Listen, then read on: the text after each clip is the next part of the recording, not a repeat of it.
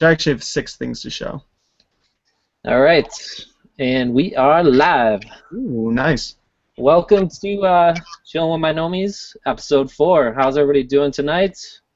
This week we have Jesse from the YouTube channel Thrift School, not Thrifty School, Thrift School. Yep. We got a lot of cool stuff to talk about tonight. Before we get into it, I'll make sure let's do a sound check first. I see it's still loading in the live feed, but as we get some people in here. If you guys can hear us okay, I'm going to have Jesse talk a little bit. Give us a thumbs up in the chat.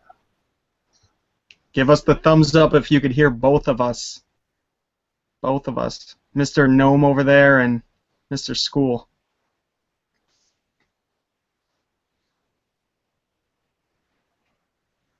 All right, it looks like it's just going live now. Oh, all right. So what we just said is we're trying to do a sound check here, guys. If you're hearing us okay in the chat, smash a thumbs up.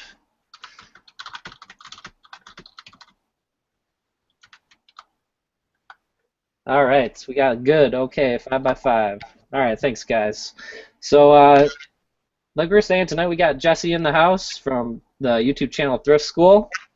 If this is your first time seeing him, we have a link to his channel down below in the description, so go ahead, check him out, subscribe.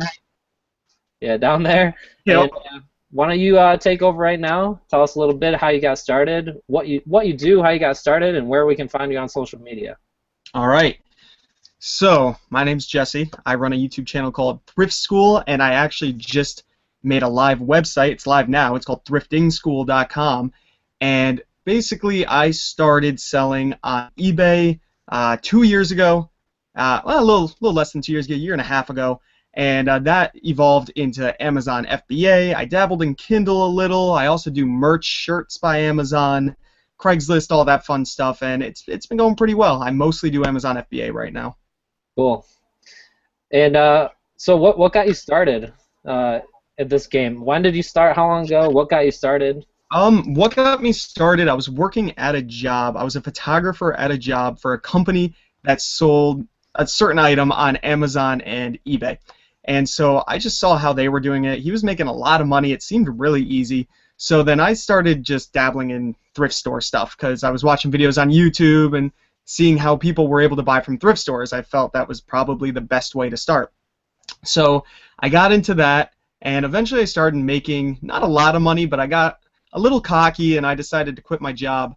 And so I didn't have a lot of bills or not too many responsibilities, so it wasn't too bad for me to leave my job. And then once I left, I realized I really had to kick it into high gear. And I started selling on eBay, learned about FBA, started selling over there like crazy. Then I started getting into Kindle and Craigslist and OfferUp and just trying to branch out onto all these different platforms to make some money. And it's been working. Yeah, it's crazy. So yeah, I know you're like you said, you're all over the place. You're doing a lot of stuff. Amazon is probably your biggest By far. breadwinner, right? Yeah.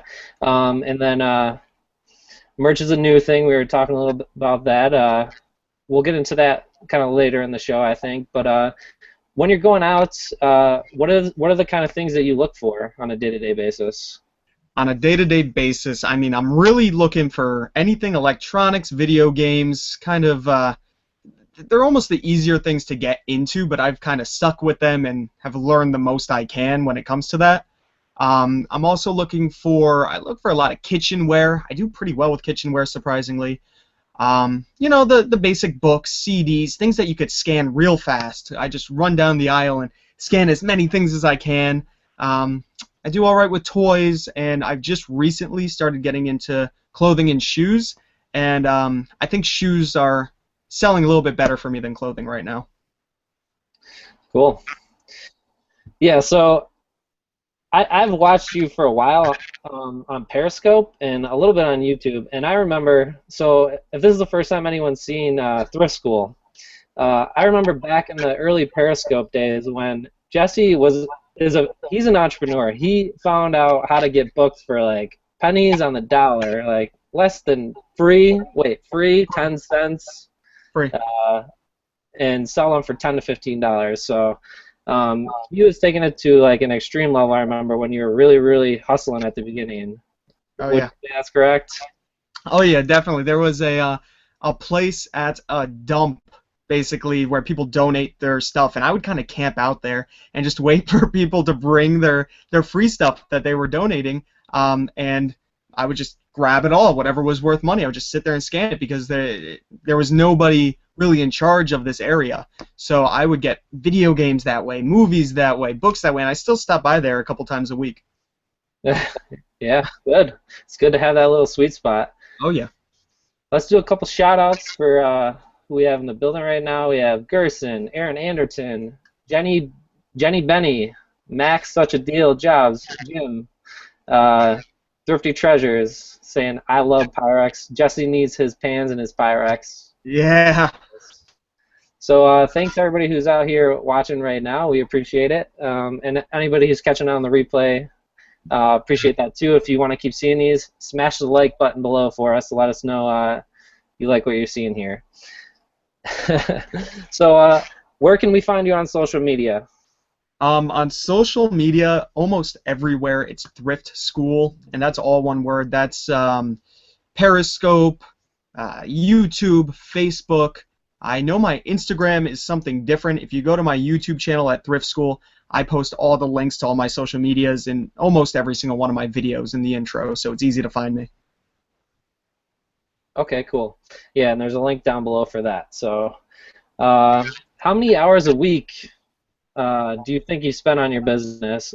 And I know you said you did a lot of stuff, so kind of just try to average it out on everything. Like just on your online business, what do you think you spend on average? This is kind of funny because the past week, I kind of didn't do anything. I mean, I spent less than 5 hours.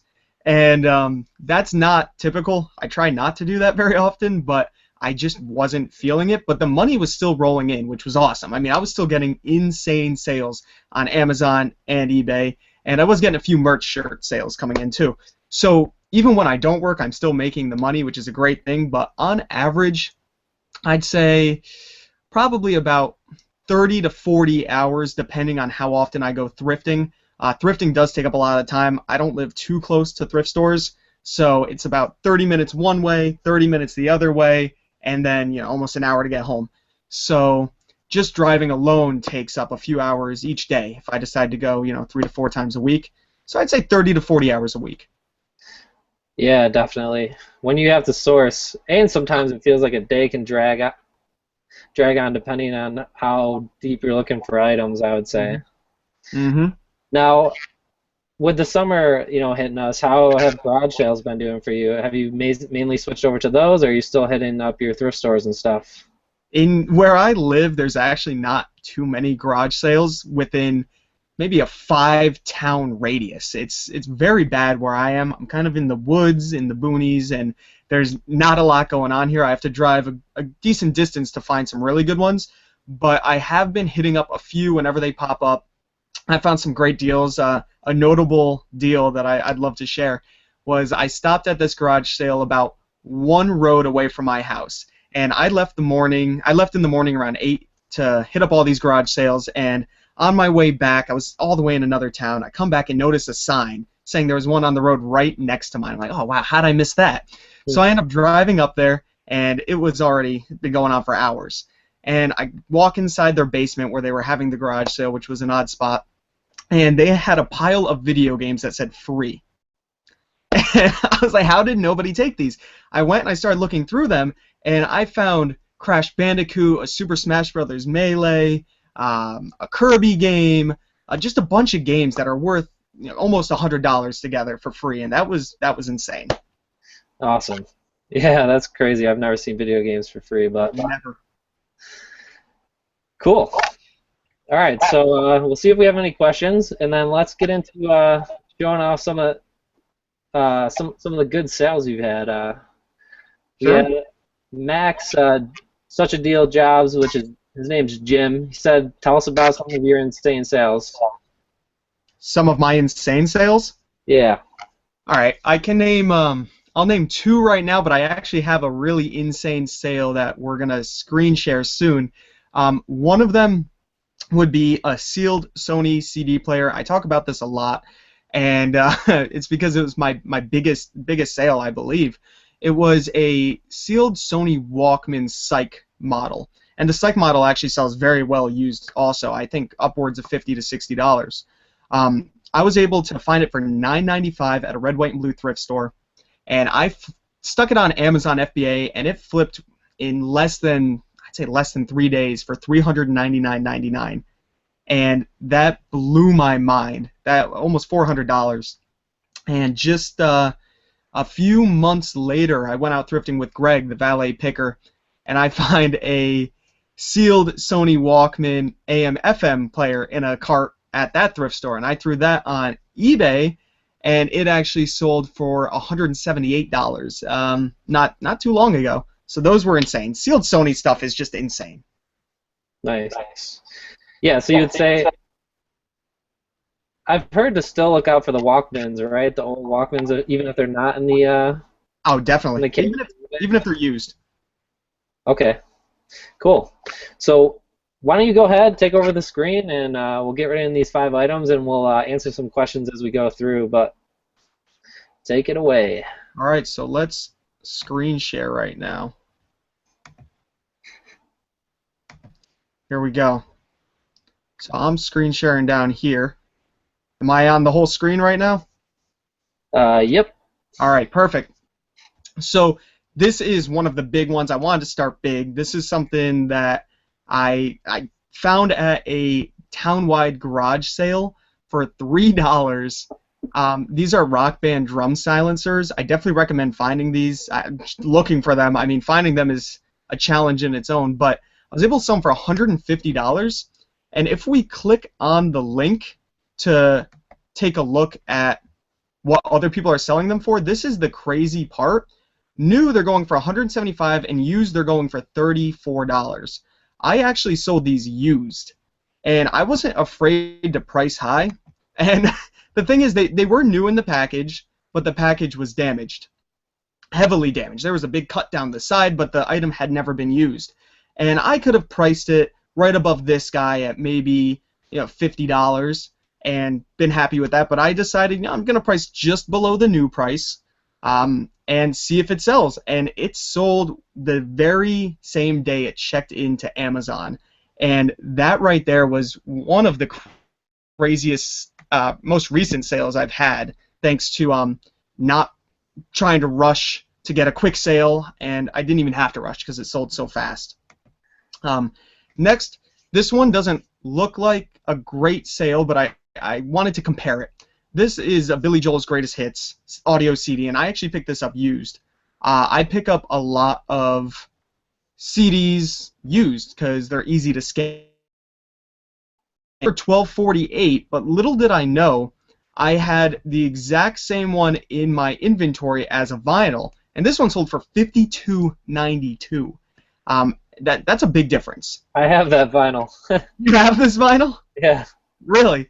I mean, I didn't even listen to it, and a lot of people tell me, hey, you have to test these, and I pick vinyls up in bulk like crazy. There's no way I can test every single one of them. So whenever I find records at garage sales or thrift shops, and I fill my cart up with them if they're a good enough deal, I just kind of know to look at them before I buy them, make sure they're not all scratched up. This one was in mint condition, so I didn't have to worry too much. But there are a few that if they look a little too scratched up, just pass up on them. You'll find something great down the road, and this was that. So it shows that different formats sell really well. Vinyl sold better than audio CD in this case. Now, I have a question for you on that. How are you grading those when you send them in? How am I grading them? Are you actually I don't actually grade them, which a lot of people tell me is very wrong. I should grade them, and I have looked up the grading scale. I'm just not a professional in records. I wouldn't know exactly how to grade them. If they look like they're in very good condition, I just check off very good and write a short description saying if the corners are frayed, if the record is in great condition. Sometimes I'll take pictures and post the pictures so people can see. But I just say if it's good or very good and just write a detailed description. And I think that helps because a lot of these professional graders will say VG plus and all these random things that I don't understand, and I would rather read somebody's description telling me to the point exactly how it is. Yeah. That's just how I do it. Cool. Next, we have a Fraggle Rock complete series collection. This was an eBay sale because you can't sell DVDs on Amazon unless you're approved, and I'm not approved. I actually found this at a Goodwill, and I usually scan big box sets like this just in case, right on my Amazon seller app, and if they're going for a lot over there, then I'll check eBay. So I don't have to switch apps so much if I'm already in the Amazon mode.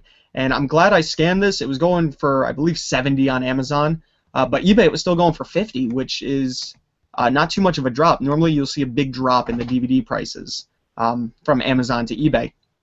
But I was able to get 50 bucks. I think I paid, I don't know, $7.95 for this guy. So that was a nice score right there. Yeah. And let's go over to the last one. This is a new but expired ink from HP. As you can tell on the back right here, it says it expires in June of 2015. So it's a year old, and somebody bought it pretty fast. It sold for $16.50, and I picked up a lot of 3 of these of different colors for $4.95 together. This is the second one I've sold. I have one more listed for $16.50, and I'm just waiting for that one to sell, and then I've more than quintupled my money. So that was a really awesome find right there. Definitely check them, even if they're expired. eBay, you can still sell them, and there was box damage on this. Still sold real fast. Awesome. All right, that's that. So let's stop my screen share. Cool. All right, thanks for sharing those. I think that's cool. Yeah, I hope that gives people some ideas of what to look for, and definitely check different formats for when you're looking at VHS or DVD or Blu-ray. I mean, there's so many different formats that are worth way more than others. I have more questions about the records because I'm kind of interested in those because I see them all the time at garage sales, but haven't gotten into them. Would you suggest selling them exclusively on FBA or using eBay also? I only do FBA, honestly. I just do FBA because it's easy. I could put 20 in a box, ship them out, and never have to look at them again unless I get a return. And I've only ever actually gotten 1 record returned, and this is with me not playing any of them. I do not test them. I do have a record player, but like I said, it takes a lot of time to test an entire record, especially if I have a stack of 25 of them. So I just take a look at them. I've had records in the past, so I do know what they're supposed to look like if they're going to play well. And I just ship them off, send them to Amazon, and they do all the work. Cool. And what would be what's the minimum you look for to send one in, where you're turning in a profit? I mean, the storage fees are really small on those, or the shipping fees, or the Amazon fees. When they take that out, it's very, very small, and you can fit a lot of them in a box, which is great. I'd say probably around $12.95 would be the minimum. If I could pick it up for $1. I mean, I wouldn't go much lower than $12, $13. That's when you're getting into the is it really worth my time to take a look at it, and then to ship a record, you got to put it in a poly bag and tape that poly bag, and it just takes time and a lot of your poly bags that you could be using on other items. Yeah, good tips. And you did a video, if I'm recalling correctly, on how to ship those in, right? I did. It is my Amazon FBA Q&A video that I actually want to start doing once a week or once every other week. I basically just answered a bunch of people's questions in my comments of my videos all in one video. And one question that I've actually gotten numerous times is how to ship these records. And so I figured I would go through the process step by step on camera, showing you exactly how I prep it, label it, ship it. Cool, man. Yeah. Thanks for those tips. No All problem. right, I got a couple questions. What are your thoughts on Mercari? On Mercari, I use Mercari a lot, but I use it to buy. I have sold a few things on there. I actually just sold a lot of VHS on there, surprisingly. Did not make a lot of money there. But I do get rid of inventory that has just been sitting around, or things that I get returned from Amazon, and maybe it's not worth it for me to send it back into Amazon, so I'll throw it on Mercari since there's no fees over there at the moment. Otherwise, I try to find some good deals. I look up items that maybe are months old, so I just keep swiping up till I get to the bottom of certain terms that I search and message them and see if they still have it available, and then I could offer them, a dirt cheap price and grab it and send it into Amazon. Cool. That's a good strategy. Yeah. Let's see what else we got. Jim asks, what are those cake/jello molds you sell for crazy prices called? For crazy prices. They're called Wilton cake pans, and I also, what's the other one called? Nordic Ware, I believe, are the two that I've been selling. A lot of people don't know about Nordic Ware. It sells for a lot more, but it takes longer to sell. The Wilton ones sell a lot quicker, and they're still a slow sell, but they sell a lot quicker than the Nordic Ware. But I'd say it averages between $15 and $30 per pan. Cool. Let's see. What size poly bag do you use for your records? For my records, I have them right over there. I don't know the exact size. I believe it's. Ooh, I don't know. I really don't know the size. I do, in that video that I was talking about, that I have on my channel, the Amazon FBA Q&A. I have a link in the description to actually buy those poly bags, and so it's even easier just to get to it that way. You can see it, read the reviews. They're extremely cheap, and you get, I believe, 100 of them. Cool. I just realized that I'm not showing my screen. You're getting full attention. There you go. That was good, though. All right, so I wanted to get some more. Why don't you do a little freestyling on video games? Because I wanted to go, I know you're always picking up video games. Why don't you start with, there was a question up earlier, what are your favorite systems to pick up? And then when you're looking at, let's start with that one, then I'll roll into the next one. All right. Probably, I mean, the best is going to be retro. I'd say Super Nintendo probably is the best. That one has a lot of heavy hitters, but a lot of people know to look for Super Nintendo, Nintendo 64, NES, those kind of things. Of course, NES has a bunch of gold mines, but there's also a lot of shovelware on that, a lot of cheap games. I don't know much about the original Nintendo. I've never owned one. I've never been able to test those games, and so I couldn't give you much advice on the original Nintendo. But for Super Nintendo, Nintendo 64, those are probably the best retro ones to get into, in my opinion. I'd say the easiest ones to find that are going to be worth the most are probably Wii and GameCube. I do really well with Wii and GameCube, and they're abundant. I mean, there are Wii games everywhere. They're not going to be home runs. There are home runs on the system. I'll give you two right now if I can think.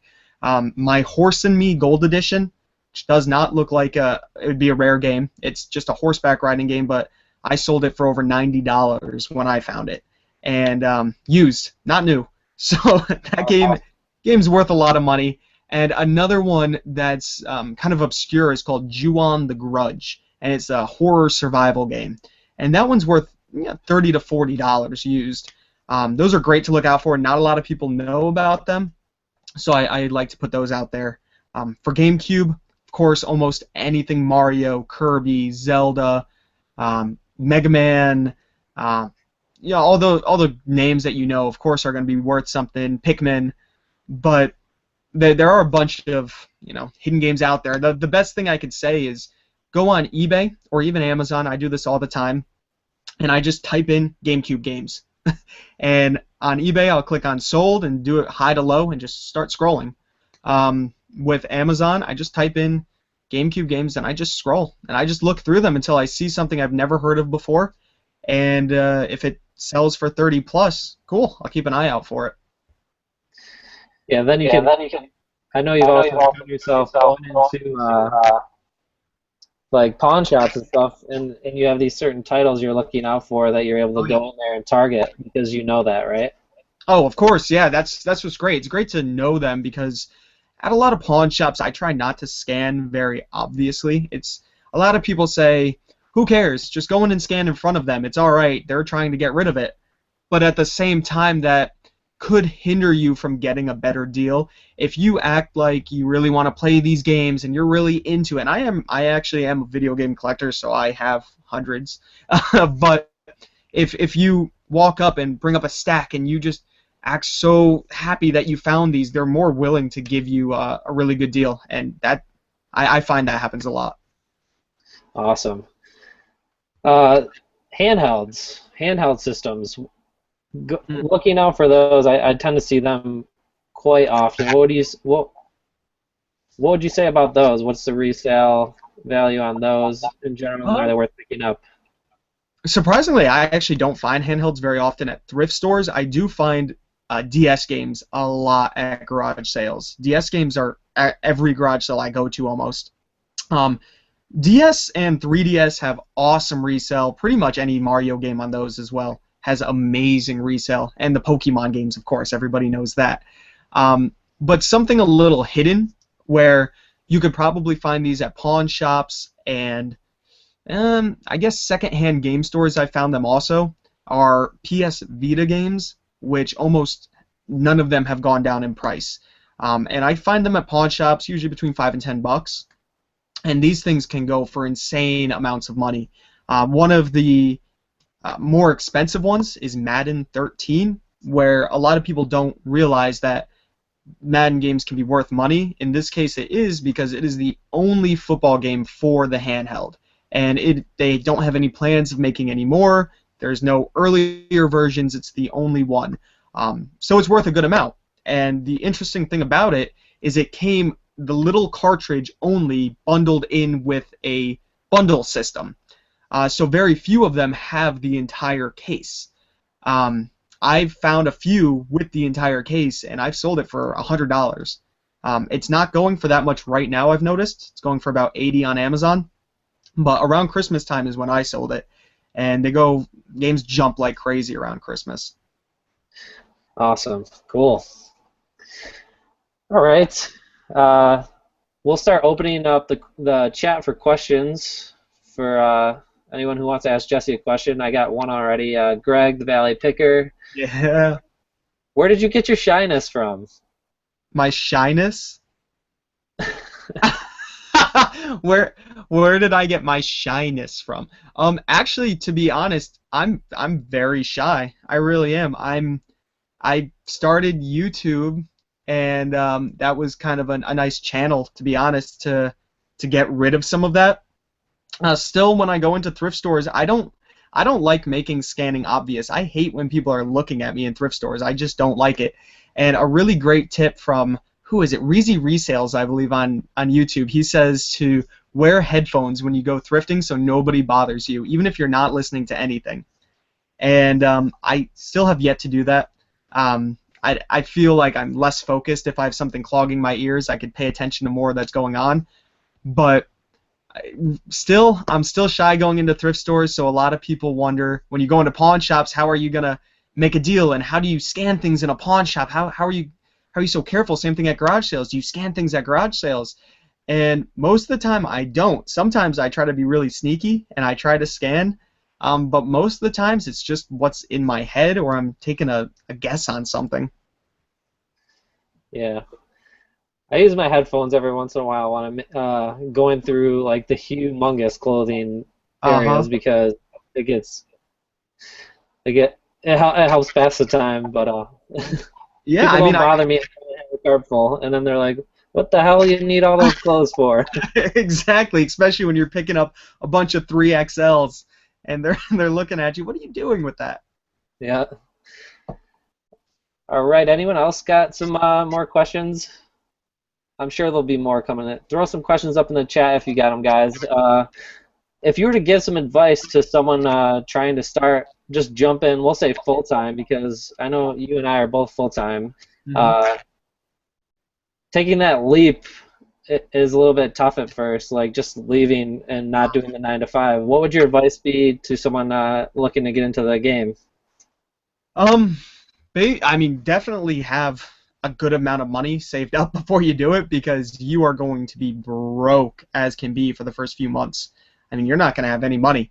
Um, and I didn't have any money because I left my job when I did have some money saved up, but nowhere near enough. And I was living in an apartment at that time. I have now moved back in with my father, and I'm in the basement for now to save some money. Um, but definitely, when I was at this apartment with my roommate, it was tough sometimes. I had to find a way to make that rent money, so it forces you to work harder. Make sure you have the time and the means to get places and to buy things, because otherwise you're going to be stuck. Yeah, it's tough, and I think you until you get that inventory built up, it's a little tough, right? When you say that, and then once you get your inventory up, it gets a little bit easier because Yeah. Yeah, that's actually a really good point. I didn't think about that. The inventory, it's not just about money because you're going to make a lot of mistakes in the beginning. It's about already having inventory online that's selling. If you say, "Oh, I have $3,000 saved up. I'm going to quit my job and start reselling," but you know nothing about it, you are going to buy a lot of flops. A lot of flops in the beginning there. I still have flops from when I first started sitting in this room, as you can tell by all of this fun stuff behind me. yep, everybody does, but you learn from them, so that's good. Exactly. Uh, Gerson asked, merchant fulfilled or Amazon merchant. I don't know. Can you clarify on that, Gerson? I'm gonna go to the next one. How many game systems do you have? How many game systems do I have? Pretty much almost all of the ones from Super Nintendo and up. I do not have an original Nintendo, like I said. I do not have an Atari or anything like that. I used to, but I don't anymore. I pretty much have every single system. I'm talking Super Nintendo, Dreamcast, Genesis, Nintendo 64, and I actually don't have a PlayStation 3. So that's something I've never owned, a PlayStation 3. I'm never able to test PlayStation 3 games, so when I buy them, if they have more scratches than I'd like, I kind of pass on them because there's no way I can test them. Um, but I do have, the Xbox, the Wii, the Wii U, Xbox One, PS4, all the handhelds. So a lot of people ask, oh, how they want to get into video games, but if you don't have the consoles to test a lot of the games, it can be daunting, I suppose, especially with the cartridge-based games that it's hard to tell if they're going to work or not. Definitely, yeah. I've been saving systems now too that I'm picking them up, so I have something to test. I'm waiting to find. I got something here. I'm waiting to find a cord for this. I might just buy it, but There you go. Yeah, the NES. A really nice tip for you: check AliExpress. You can get a cord for under $5 free shipping. okay, sweet. It's gonna be knockoff, but it'll work. Yeah, it'll be just for testing. So, Exactly. what else did we have? What was your worst sale to date? Your Oh, worst. worst mistake. That's another video I actually want to get into on YouTube into more depth because I've made a lot. I've made a lot of mistakes. I actually have one of my mistakes sitting right next to me. I don't know what to do with them. I don't want to lose all of my money on them, but I'll actually pull it up right now so you can see. These guys right here, these Matchbox car cases. I picked one of these up from a thrift store for probably $3 to $5, and it sold the same day it checked into Amazon FBA for $150.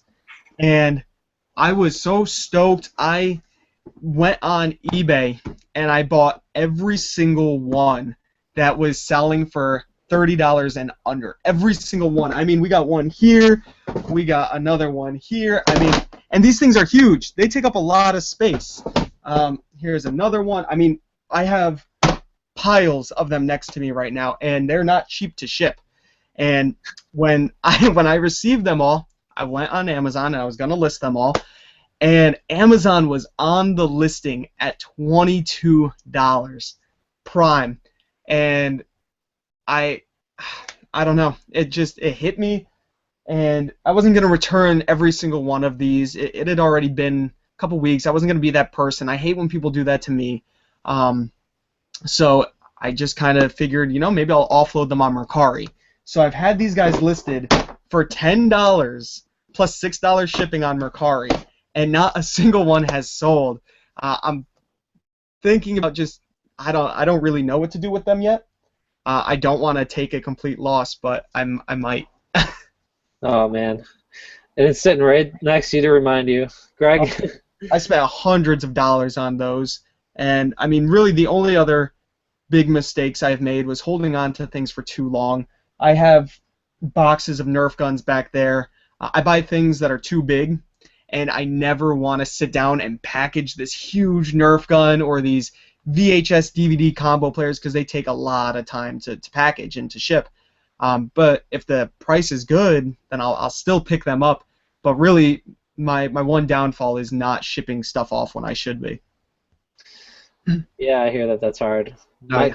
My personal business plan in my mind is like pick up stuff that ships easy.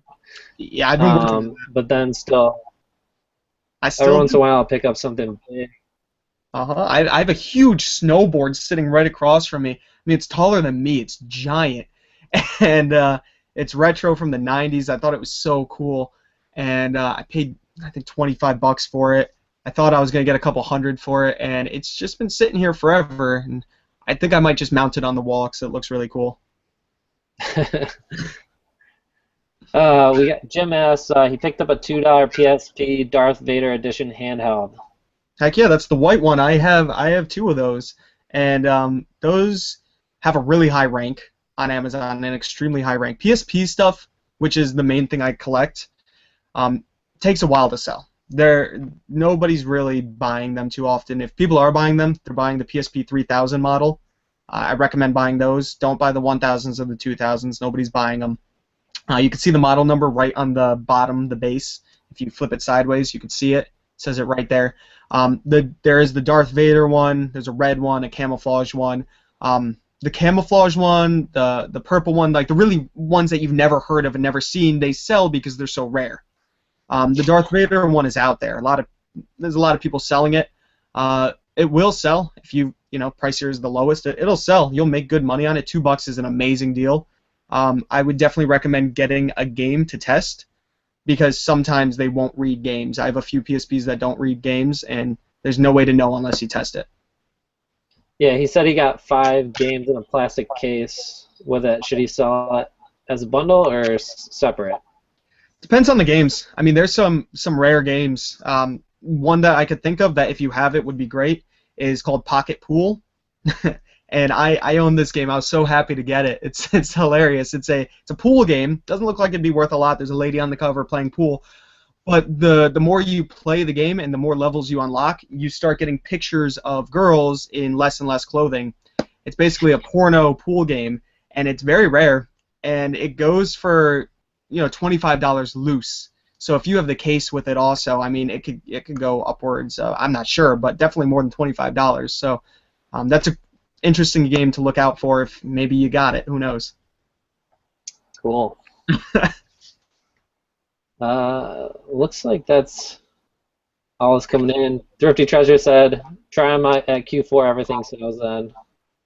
Oh, yeah. I can't wait for Q4. I just want sales to start picking up. Yeah. Cool. All right, so I got a couple rapid-fire questions for you, and then we'll hit some more questions up in the chat. Hot dog or hamburger? Hamburger, turkey burger, actually. Long tail, or, well, you do it mostly Amazon, but let's say the long tail or the quick flip? Quick flip by far. First thing you think about, or first thing you do when you get up in the morning? First thing I do, my dog wakes me up, so I have to let her out, and then I have a horrible morning because she usually escapes from the backyard, and I have to find her. If you could have a superpower, what would it be? Oh man, I've actually thought a lot about this. I would I would love to have super strength or to be invisible. I think invisible would be really cool.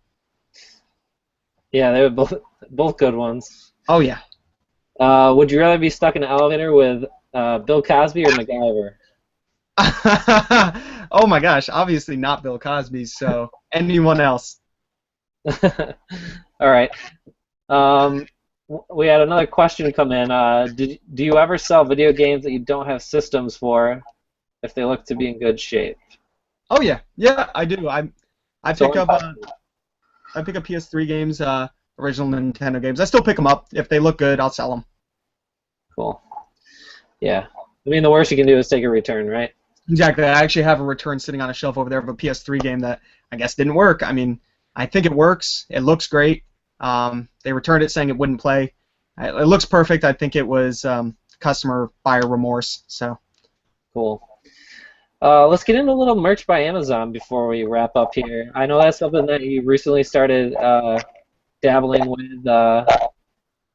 Why don't you tell or talk about how that's going for you? And I don't really know how to moderate like this yet, but like just give your thoughts on it and how it's going so far and where you think it's going to be in the future of your business. Yeah, definitely. I actually got into it a while ago. I got accepted back in October of 2015 when we were doing auto accepts for everybody. And Johnny, I don't know if you know Johnny, but he's Finn's fan on Periscope. He actually called me up one night and said he watched this thing with Chris Green and they were talking about it and he thinks it's going to blow up. So I signed up for it that night. And for some reason, I was just so amped about it. I didn't want anything to happen to it. So I signed my girlfriend up also. And so we. Hey, Josh, I think your mic is chopping up. Oh, is it over here better? Try again. Is it better now? No. Maybe you can are you able to repeat that quick? Let's see. Yeah. 1 sec. Let's reset the mic real quick.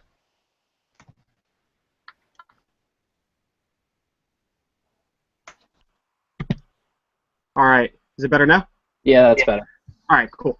So he called me up. I set up 2 merch accounts, one for me, one for my girlfriend, and then I just got to work. I think I did all 25 designs in about a week, and one of my designs started selling insane. 3 to 5 a day. It was awesome. I was making good money. I think one of my first checks was $248, which was a lot. I mean, that was a month's pay. I only had 25 shirts up, if that, at the time, and it was really awesome. And that's back when they were doing auto tier-ups or something like that. Tier-ups weren't on hold. So after I sold those 25 shirts, I got tiered right up to 500. So I've had 500 that I'm able to do for a while, and I kind of stopped working on it. I just kind of let it run in the background. I was like, all right, cool. I'm making $250 a month without doing anything. I figured I'm just going to leave it. And eventually I noticed my checks were getting smaller and smaller because more and more people were hopping onto merch and copying designs and all this crazy stuff, which happens so much.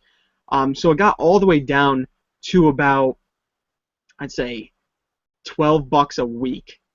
And I noticed that I think maybe even one week it said $6 because I had one sale. And I thought to myself, wow, I really want to get this back up. So as of 2 weeks ago, I just started banging out t-shirt designs. And right now I'm at about $40-something for the week. Almost all my shirts are priced at $20. And definitely trying to ramp it back up. Promote my shirts by posting them on random websites, Reddit, things like that. And I mean, I see it blowing up. What about you? Yeah, definitely. I definitely see a lot of potential with it, so it'll be interesting to see where it goes. We were talking earlier, right before the show. I think I have 182 live as of today, so I'm ramping up. I'm really ramping up big time, and just trying to get my designs maxed out because every time I double my designs, I've seen my income double. So the other thing I was saying is I'm making sure I'm unique. Copying isn't gonna get you anywhere. If you guys are jumping into merch, you got it. You can take a phrase or saying that's text based and do it your own. Like that'll work. But if you can come up with something in that niche that's completely unique, you're gonna be. When I've spent like maybe like I can spend like 5 to 10 minutes on a design. That's my average, I would say. But then if I spend like I spent 25 minutes on one design today, and like I just took an image and like I really peeled it back, changed some colors on it, and then I put a text, like a small, not even a quote, just like a punchline underneath it, and just made sure it was centered and it looked really nice and the colors blended well. And literally, it takes like 15 minutes to an hour depending on what time it is for that shirt to get approved. 5 minutes after it went live, I had a sale for Wow. 19.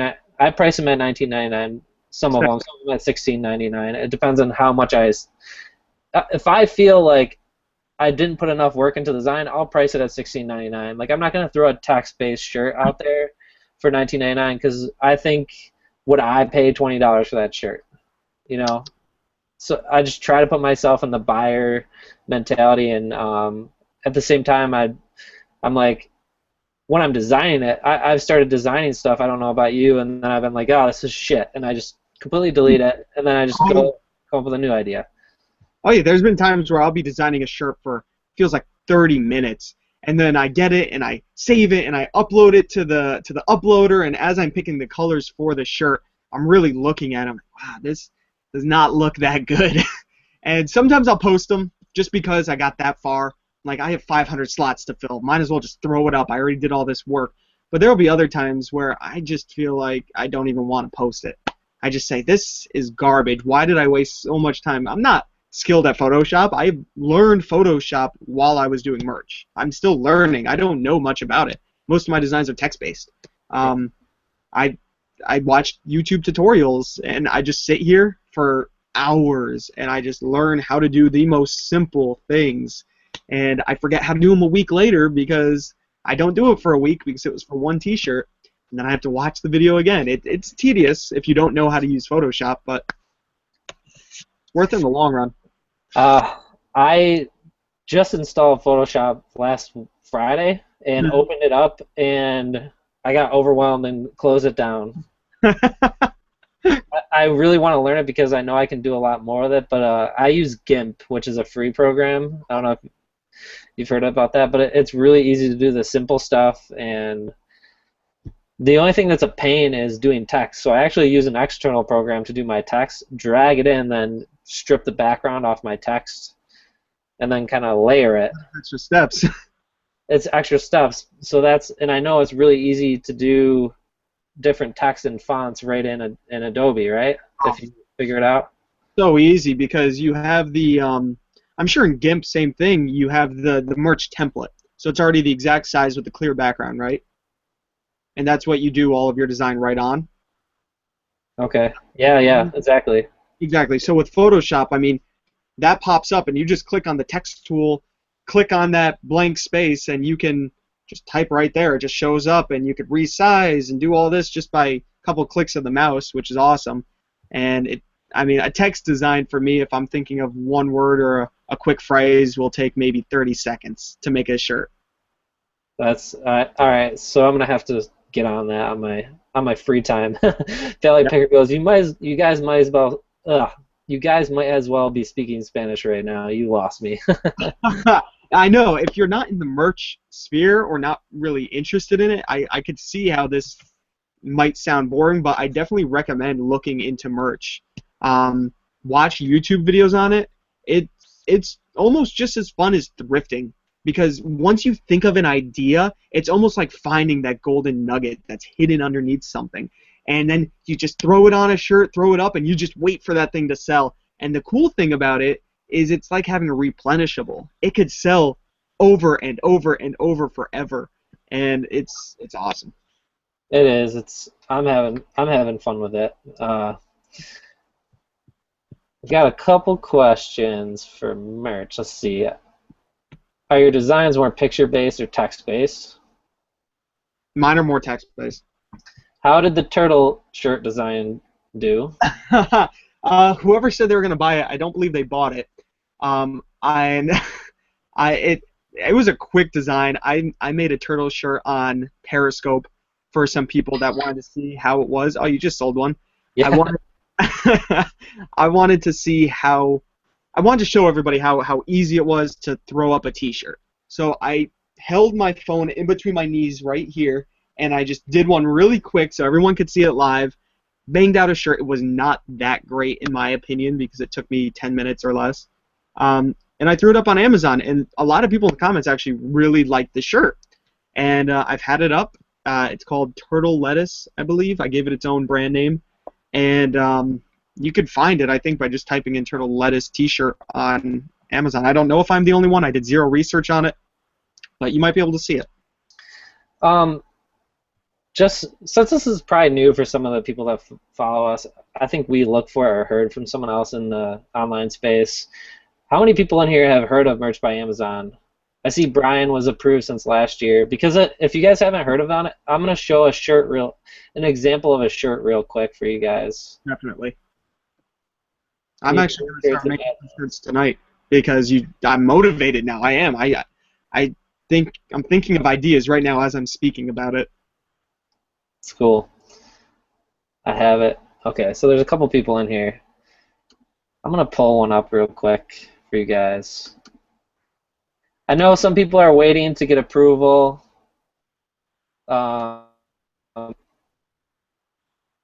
They had some capacity issues where they locked it down. I know I've been talking about that in my videos. I wouldn't worry, you guys. It's only a matter of time. They won't take too long. I'm going to show a really cool shirt while I was flipping through stuff today. So I look through stuff that's out there. Where I do screen share here. Here we go. All right, is that full screen for you guys? Oh, that's a nice one. Look at that. Okay, so this is what an example of a listing. Wait, why is it showing? Are you guys still seeing it? Yeah, I see it fine. I hope they do. Okay, so this is a very this is a very simple shirt. It may look complex, but it's pretty simple. If you see this when you're looking through them, that's all the Amazon shirts have this. You can do a back design, but once you do that, it cuts into your profits by another $3 just about. And if you want to search for these and browse, you can highlight this part right here, lightweight classic fit, copy it. You can come up here. This is going to pop up. I always say Prime. And this is going to pop up all the shirts, the merch shirts that are selling on Amazon. This is random. Did you know about this, Jesse? Yeah, I definitely see that. I was just going to say, I already see a copyright infringement at the very top. Yep. Right here, right? Yep. Even this one right here. So, this is, those are examples of stuff that you definitely don't want to do. Don't do this. There's a lot of different versions of this shirt right here. Oh, yeah. That Trump one's pretty funny. I like that one. I've never seen that. But, let's see. Look how many Cuba shirts there are. I know. Going through, all right, so obviously, here's a good example. Now, this is borderline. Is this okay? Is this not okay? I guess they're not breaking copyright, but if you know this quote, this is from Game of Thrones. They use the text, if you see the O's, and they use Thrones up here, but they didn't use Game of Thrones anywhere in their description. So Amazon isn't going to scrape that. They could be promoting this on a Facebook page because I saw the sales rank. This is insane. So 2,000 in merch and clothing, you're selling probably 10 to 20 a day, 10 to 20 shirts a day. Oh, yeah, at least. I mean, that's an insane rank. I haven't even seen that low of a rank for merch. Me either. So if you're at 100,000, that's about one a day. I would say, right? Does that sound right to you? Yeah, I mean, yeah, for 100,000, yeah, one a day sounds about right. Yeah. I didn't say as low as 90,000 to even 150,000 could be one a day. Yeah, I think that makes me cool shirt. I shine. Just check the. Okay, yeah, check the Gov website for yep. What's the rules when it comes to copyright infringement? What happens to people's accounts when they busted? They give you a strike. They send you an email. I've gotten one. When I first started on my 25, I think I used Star Wars, and I was doing like a play on a Star Wars shirt. I didn't have Star Wars anywhere on it. It was like a play on Star Wars or whatever you call that. And just for having Star Wars in the text, Amazon just takes it down. I don't think there'll be you're not going to see any lawsuits because they have to sue Amazon. Um, so the general consensus is like, who wants to sue Amazon? Yeah, right. Like it's not gonna work. Amazon's gonna do their best to patrol these shirts, and I'm sure they're gonna come up with automated systems. You know, they're already scraping for normal stuff like Star Wars, Harry Potter, any of those huge blockbuster names where they know that the people are looking for copyright infringement. They're going to be taken down immediately. So it's mostly if you have that text anywhere in your listing, they're gonna find it quick and take it down. If you're not using the text, it's kind of as of right now, it's kind of fair game because you can make something for a Facebook page, which I have done, based around a TV show or something, and I haven't produced more than 5 sales on it, but it's kind of like a test that I was doing maybe like 3 months ago, where you're doing a play and you kind of have something like clearly from that show in there, and it's not going to scrape it because if it's a unique design, you know, they can't scrape your image and say this is copyright infringement. You can just use general titles. So, I mean, you can still use it for targeting a Facebook fan page or something, which I'm sure you guys have seen ads for. A common one I see is Always Sunny in Philadelphia. Huge fan pages for them. Anyone marketing them, they're making tons, but my tip on that would be don't do it because use Teespring because you can't convert with the Facebook ads. You can't track conversions with the Facebook ads through Amazon because you can't use a tracking pixel on Amazon. So I know I'm getting crazy into the ads, but hopefully this helps. If you get into Facebook ads, this will help you. You cannot track your conversions, and that's why Facebook ads are so amazing. So don't even try. I mean, it's really worthless unless you're building a fan page and then pushing traffic over. So now, do you use Teespring? No. Maybe I will. The fan pages I'm still building organically now. Like I've pushed likes up, and now I'm just doing posts and asking for doing. You can create these fan pages pretty easily by getting a following started, like paying for like 300 to 500, and then doing posts. And a good example for this is take a show, and I'm going to use Always Sunny because I'm not in this niche. So you take Mac, Dennis, D, what are the other ones? Frank. Charlie and Frank. And you put them up there and you say a picture. Now this is a classic way. I mean, anyone that's getting this is really good internet marketing stuff. Slap a picture on there. Say, hey, the new season's coming up. Who's your favorite one to watch in Always Sunny? And then you post the Facebook emojis. You copy and put those in a pixel or a photo editor. So you put like a heart, an angry face, a smiley face, a laughing face, and then share with your friends and you know comment on you ask them to comment and like pick who they like the most. So they're kind of voting for the characters, you know. So it encourages engagement with your post, and then all their friends can see that they're engaging with it on their timeline. So you're also getting reach, like this huge reach. You'll get like 3 to 10,000 depending on how the post does. And then once they like your post, you can invite them to your page. So free Facebook marketing tip. Ooh, I know nothing about Facebook marketing. That's really interesting. And you can do that with your. I don't do it with my page for Treasure Gnome, but you know, I could, but I try to keep it straight, good info for you guys. So. Yeah. Ooh, I'm gonna have to talk to you more about that. All right, a couple more questions we'll get to, then we're going to wrap this up because we're getting on an hour here. if I didn't have a beer company's name or logo, should it be infringing? That's one that's tough. Like I think I know what you're talking about, Tim. Like a Heineken layout, and then maybe like A uh, different there. yeah, and then maybe it says like Beer Belly Brewing Company or something like that. Uh, Wonder if you make a copy of something. Weird Al does. Yeah, like a parody. I think that's fair game. It's fair game, but not if you sell it. That's how the copyright infringement thing reads, I guess. So you can do it for fun, but you can't collect royalties off of it. Alex asked, do I pay for images, stock photos, or do I just steal them? I have paid for a couple images, and then the other ones I use Creative Commons stuff that you're able to you can search Creative Commons and Google it. There's a couple different types. You only want to use Creative Commons images that you are able to use for redistribution.